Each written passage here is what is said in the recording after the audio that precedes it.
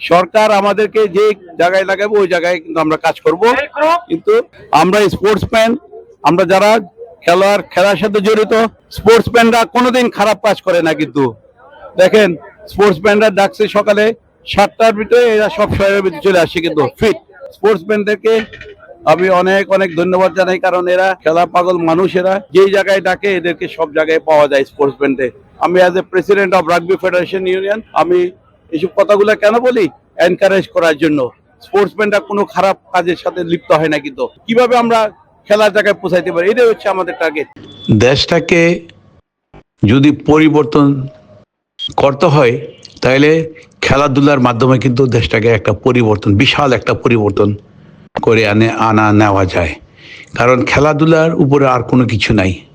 বাচ্চা ছেলেমেয়েরা গ্রামে গঞ্জে যদি খেলাধুলা করে, ওই খেলাধুলা এফেক্টিভ হয় কিন্তু শহর পর্যন্ত এসে। কিন্তু এগুলা ছেলেমেয়েরা বাচ্চা গ্রামে গঞ্জে খেলে এবং এরা দেশে বিদেশে এবং জাতীয় খেলাধুলা করে বাচ্চা ছেলেরা। আমি চাই যে খেলাধুলার মাধ্যমে দেশের একটা বিশাল পরিবর্তন আনতে চাই আগামী 5 বছরের মধ্যে। এবং নতুন যে অলিম্পিকের কমিটি হয়েছে, কমিটিটা ফ্যান্টাস্টিক একটা কমিটি হয়েছে।